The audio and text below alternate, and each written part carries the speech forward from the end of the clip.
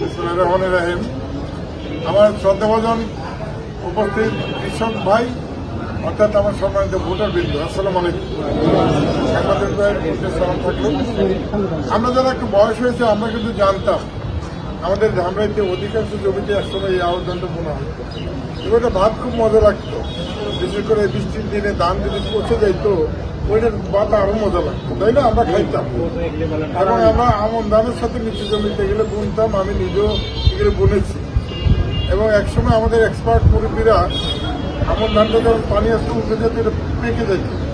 পাকার পরে কিন্তু বেছে বেছে ওই পানির নিচে থেকে এই ধানটা কাইতে আনতো, আমন ধানটা থেকে যেত। এই অভিজ্ঞতা আমাদের আসে না? এক সময় এটা হারাই গেল।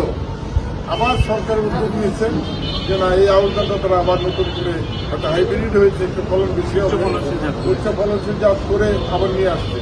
আমরা সবাই আবার এই হারিয়ে যাওয়া ধানটাকে আমরা এগিয়ে নিয়ে আসি, তাই না? একটা গ্যাপ পিরিয়ডের মধ্যে কিন্তু হয়ে যায় যে সময়